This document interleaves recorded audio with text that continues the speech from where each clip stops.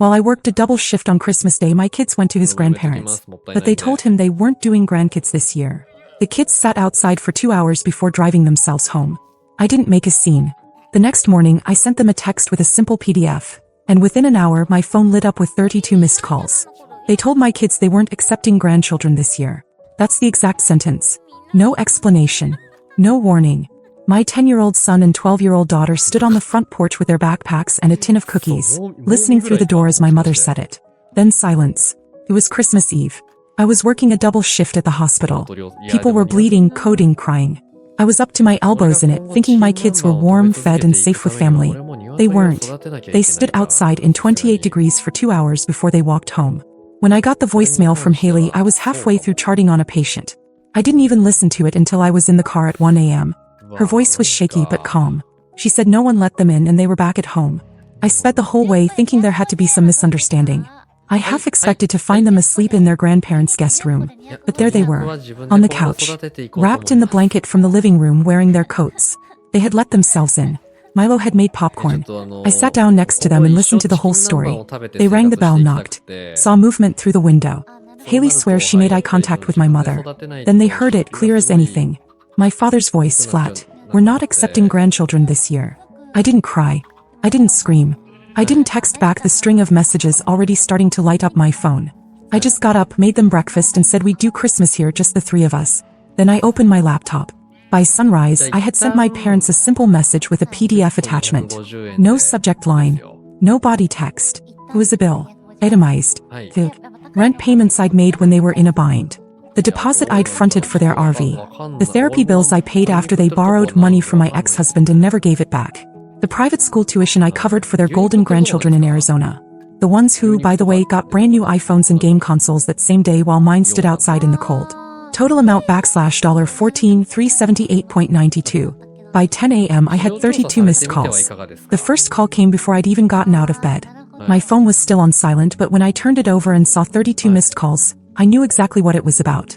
There was a voicemail from my mother at 6:47 a.m. He was laughing. Actually laughing. Said she hoped my little invoice was a joke, then added something about how Christmas can bring out the worst in people. Her voice didn't sound concerned. Sounded smug, like I'd embarrassed myself, like I was still a teenager slamming doors and throwing tantrums. The second voicemail wasn't laughing. It was my father, and he wasn't dancing around anything.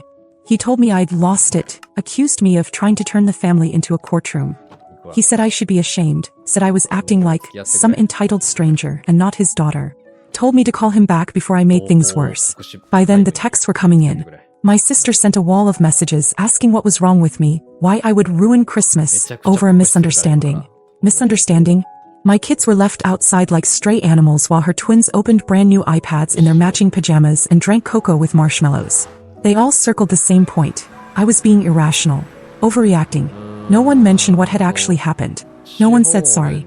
Not a single person asked if Milo and Haley were okay. I didn't reply. Instead, I walked down to the mailbox, slid the printed PDF into a padded envelope and mailed it certified with tracking. I wanted them to sign for it. I wanted them to feel that this wasn't a text you could ignore or laugh off. This was real now. Then I spent the rest of the day digging through old records.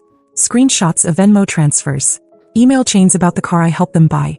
A scanned receipt from the weekend I paid for the repairs on their beach house after they forgot to renew their insurance. Every petty, quiet, swallowed debt I had absorbed over the last 10 years went into that folder. The amount was even higher than I'd thought. $14,378.92. I wasn't just mad about what happened to my kids. That was the last straw. The truth was, my parents had treated me like a bank with a guilt complex for years. They never said thank you. They just expected it. And when I stopped giving, they found someone else to reward. My sister, her kids, the grandchildren who looked better in their family photos. That night, while I was organizing the last of the files, Milo came into the room holding a used game controller. His friend had loaned it to him for the week. He asked if Santa might have gotten our address wrong. Haley sat next to him trying to smile. I stood up, grabbed my bag and left. Target, Best Buy, anywhere open late, I didn't care. I bought everything. Phones, headphones, a console, a stack of games. I even got wrapping paper but didn't bother using it. I came home, dropped everything in front of them and said it was from Grandma and Grandpa. They looked confused, then quiet. They didn't ask any questions.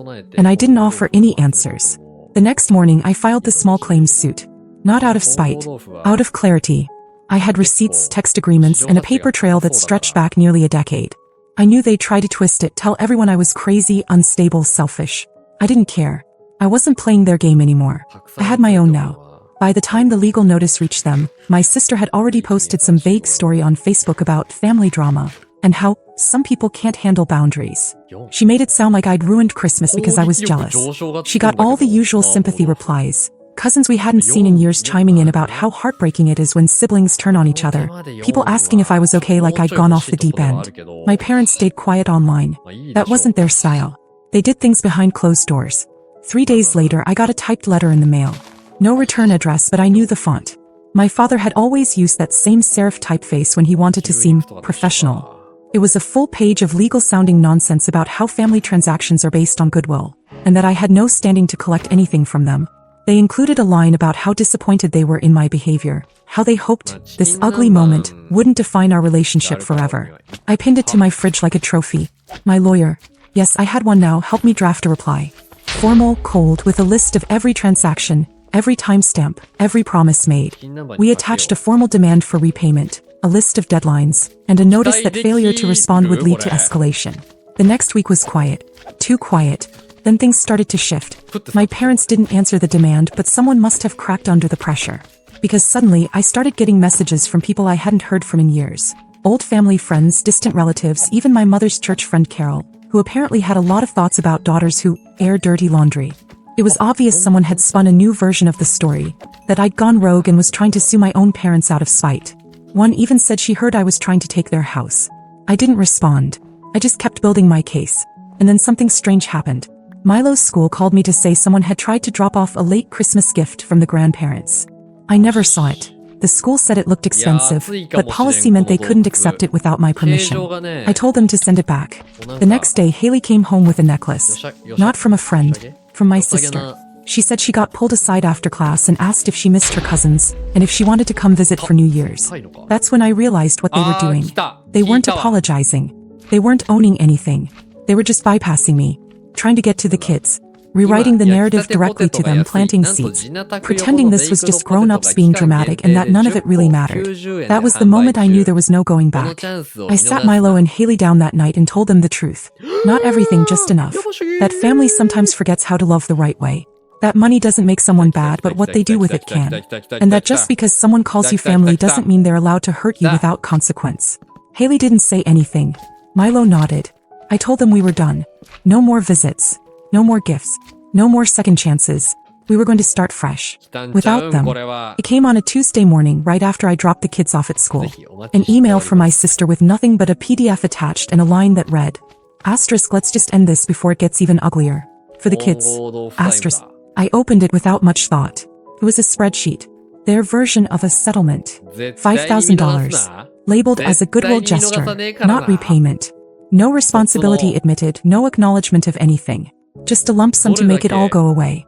At the bottom, in bold, it said I would agree to drop the small claims suit, not pursue further action, and refrain from speaking about private family matters in any public or online forum. It wasn't an offer. It was a payoff. And a silencing clause. I didn't respond. I forwarded it straight to my lawyer, who replied a few hours later with one sentence. "They're starting to feel it." The next morning around 7:15, someone knocked on my door. I knew who it was before I looked. My dad stood there, hands in his pockets, same coat he'd worn since I was a kid. I watched him through the window. He didn't knock again. Just stood there for a solid minute, then placed something on the doormat and walked back to his car. It was a check. Loose. No envelope, no note, just a personal check for $10,000, signed with a flourish like he was doing me a favor. I didn't touch it. Picked it up with gloves, slid it into a folder and put it in the filing cabinet. That night they escalated. An email from my mother longer this time. She said they didn't agree with how things unfolded, but were willing to be generous for the sake of peace. She mentioned how no one was perfect, and how it was time to forgive and move forward. The most infuriating part was near the end. Asterisk, we're hosting the family barbecue in April. The kids should be there. We'd hate for them to feel left out again. Asterisk. There was the threat under the velvet. They still didn't get it. They still thought this was about hurt feelings or some family spat I would eventually cool off from. They didn't realize they'd burned the bridge and I was already rebuilding somewhere else. I didn't go through the lawyer this time. I responded myself. I wrote one sentence. Asterisk, this isn't about healing. This is about accountability. Asterisk. Then I attached an updated invoice. $18,274.65. With legal fees and the value of unpaid labor I provided during the renovations of their rental property, which they used for years without ever offering a dime. I sent it. Then I blocked every number I hadn't already. Later that week I got a call from the school. Someone had shown up asking to drop off a late Christmas package for the kids. The staff stopped them, school policy.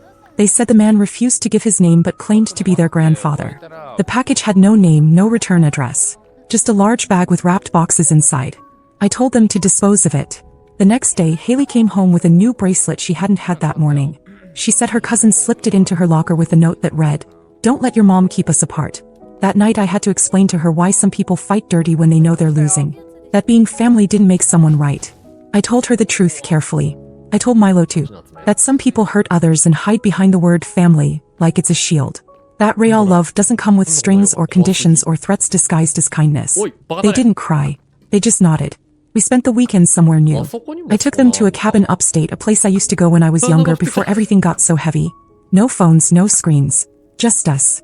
We built fires, cooked everything over a tiny stovetop, and slept in one bed like we were hiding out from the world. On the last night, Milo asked if this was going to be our new tradition. I said yes.